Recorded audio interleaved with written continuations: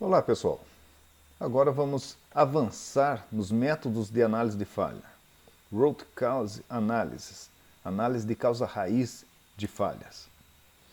A nossa agenda que vamos tentar seguir, nós vamos seguir, é a seguinte: nós vamos dar uma olhada nos conceitos introdutórios gerais, olhar um pouco sobre o ciclo PDCA, muito conhecido, o MASP, método de análise e solução de problemas, diagrama de Pareto, matriz Guth, brainstorm, diagrama Ishikawa, 5 porquês, 5W2Hs e relatório 3 gerações.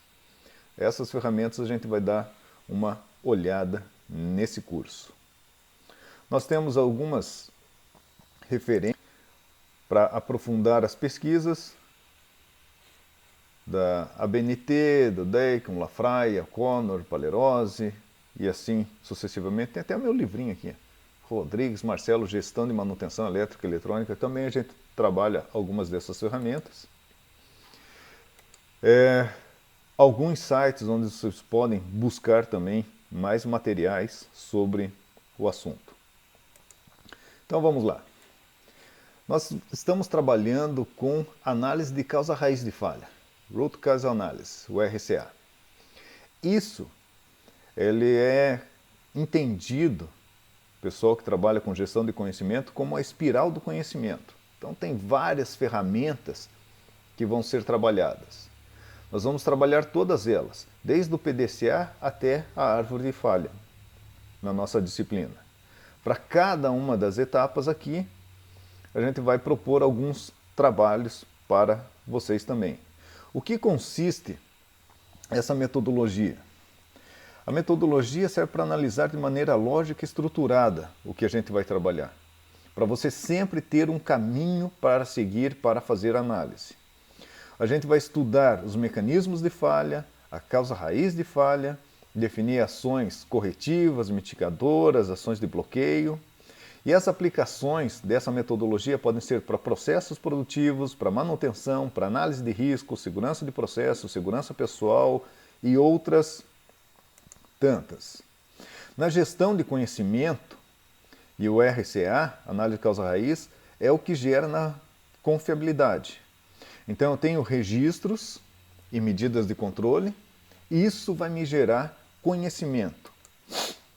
Como que funciona essa matriz e esse espiral de conhecimento quando se fala em gestão deste conhecimento? Inicialmente eu tenho a socialização, ou seja, é um conhecimento tácito. Conhecimento tácito é aquele que o profissional tem, mas não está escrito em lugar nenhum. É o jeitinho que ele faz a intervenção, é aquele cidadão que pega o equipamento, consegue fazer a intervenção e deixa ele como novo. Mas o que ele faz? Ele faz do jeito dele. Esse do jeito dele é um conhecimento tácito. A ideia, quando você vai trabalhar com gestão do conhecimento, é pegar esse conhecimento tácito e externalizar. Trazer do tácito para o explícito aqui. Então é você começar a escrever alguns procedimentos, descrever a maneira como que é feita e qual a melhor maneira de se fazer. Depois eu vou estruturar, eu tenho uma versão alfa aqui, vou para uma versão beta que é de explícito para explícito, que é uma combinação das estratégias que são adotadas. Aqui eu estou gerando um conhecimento intrínseco, interno da empresa, da corporação, do sistema, para que eu consiga estruturar todas as ações de maneira explícita. Maneira explícita é maneira escrita, descritiva, por vídeo, alguma coisa que eu tenha essa expertise repassada de forma documental. E depois, quando eu tenho isso internalizado, é que eu consigo sair do explícito. Eu tenho os procedimentos e vou capacitar a minha equipe, vou para o conhecimento tácito de novo. Então, através dos procedimentos escritos, eu consigo elaborar treinamentos e as pessoas conseguem executar aquele trabalho. Então, aquela expertise que era tácita, simplesmente, agora essa expertise já está procedimentada, já está combinada nas ações internas da empresa, do setor, e isso pode reverter de novo numa ação tácita, numa ação mais prática. Isso me deixa muito mais competitivo, e aí eu consigo entender os meus sistemas e gerar ideias novas, me apropriar desse conhecimento e daí produzir novos conhecimentos ainda. Por isso que é uma espiral, que isso daqui não tem fim, ele sempre está na melhoria contínua. Quando eu trabalho com RCA também, eu posso trabalhar a questão da gestão de ativos, a PAS 55 ou ISO 55000. A PAS 55, nós vimos também na aula introdutória, que falamos um pouco de manutenção, ela fala sobre gestão de ativos. E os ativos são classificados pela PAS em ativos humanos, ativos de informação, ativos intangíveis e ativos financeiros. Ativos humanos é a equipe que está trabalhando, é a expertise da mão de obra disponível na empresa. Os ativos de informação são os workflow, como que as informações fluem internamente na empresa, como que elas são guardadas, como são disponibilizadas essas informações. Os intangíveis, que seriam a marca, o peso da marca, a confiança que essa marca, esse modelo apresenta para a comunidade e para o mercado. E ativos financeiros é a saúde financeira da empresa. Aí eu consigo trabalhar dentro desses ativos todos através das funções estratégicas, uma visão interdisciplinar, ou seja, todos têm que estar em sinergia para que eu obtenha o resultado. Não adianta os ativos humanos atingirem seus objetivos se para atingir seus objetivos ele fere os ativos financeiros. Não adianta só o ativo financeiro se ele atinge os ativos intangíveis. E assim por diante. Eu tenho que ter um alinhamento com os objetivos da empresa. Quando se fala em árvore de falhas também, em análise de falha, modos de falha, eu tenho que trabalhar a questão da função. Cada função do equipamento pode apresentar um modo de falha e essa falha leva a uma falha funcional, a perda dessa função.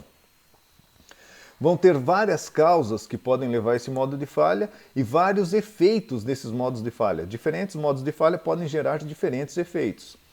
Quando eu estou trabalhando nessa análise mais completa, que é muito utilizada na análise de gerenciamento de risco, lá com a ISO 31000, eu trabalho as causas com o FTA, que é a árvore de falhas, é uma ferramenta que nós vamos ver no curso, e os efeitos, a gente faz a minimização desses efeitos com a árvore de eventos, o ETA. Essa ideia, essa construção é chamada de bow tie, ou gravata borboleta, que é justamente o que se apresenta. Então eu tenho várias causas que eu tenho que evitar, controlar, evitar, desde que eu saiba quais são as causas raiz, faço minhas ações de bloqueio.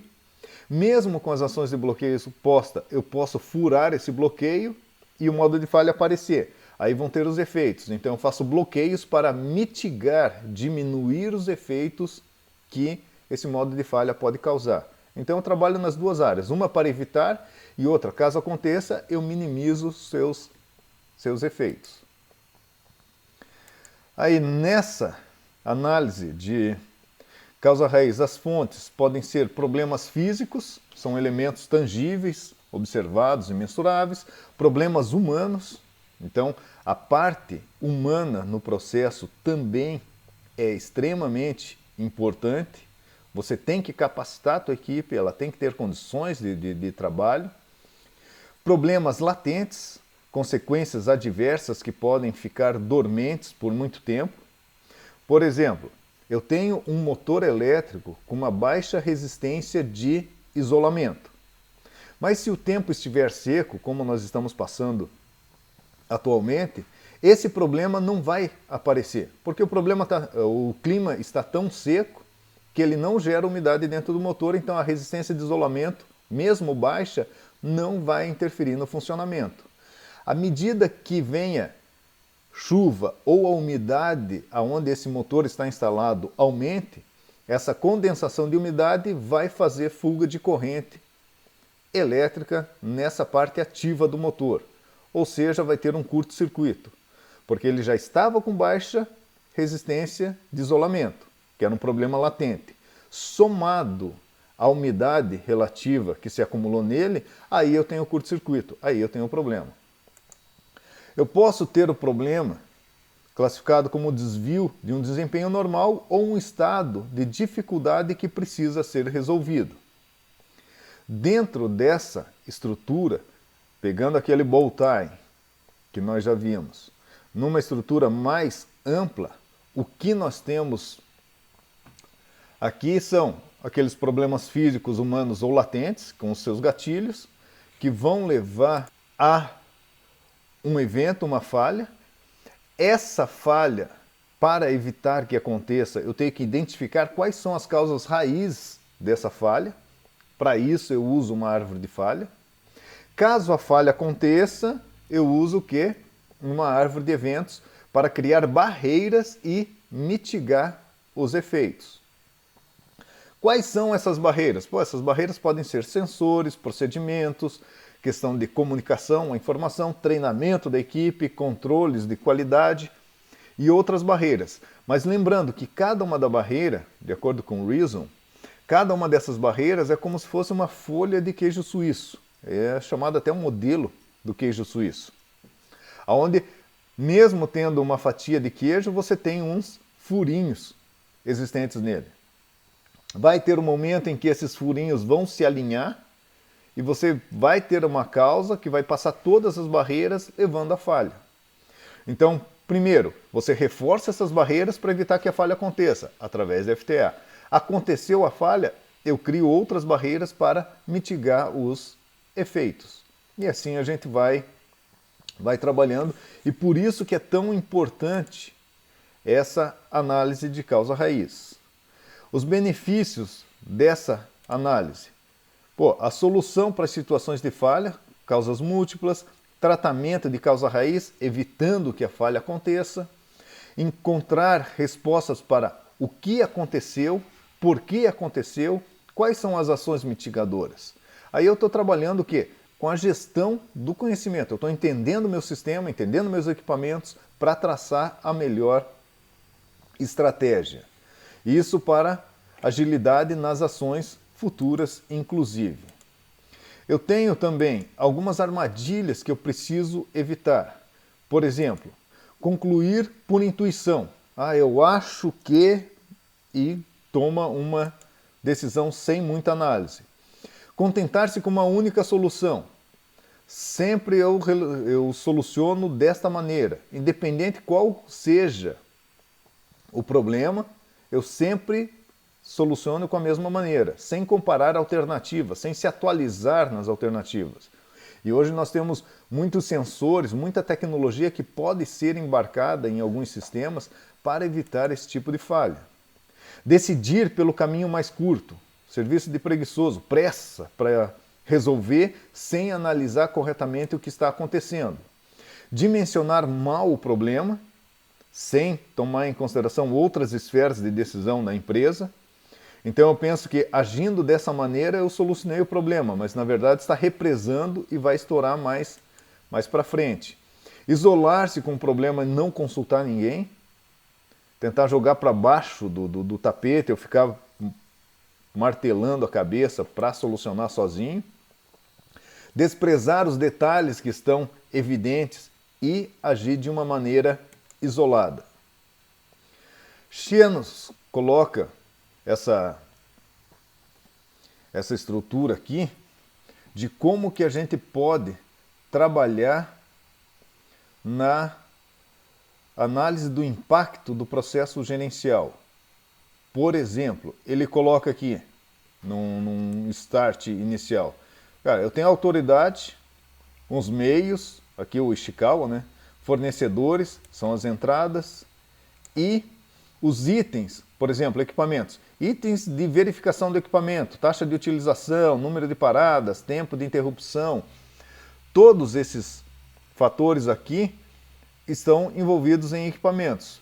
O objetivo da manutenção é manter os equipamentos dentro da condição operacional com um custo otimizado, beleza? Ou seja, a gente vai trabalhar para mitigar essas causas. Dentro dos equipamentos ainda, eu tenho os impactos, se eu não fizer o controle desses equipamentos, da manutenção correta desses equipamentos, ele pode impactar na qualidade, custos, na entrega, na moral. Ou seja, as pessoas vão ficar mais aborrecidas e desanimadas com o sistema de produção, envolve segurança, são os resultados que eu tenho que garantir, que é o colocou como causa principal aqui do Ishikawa.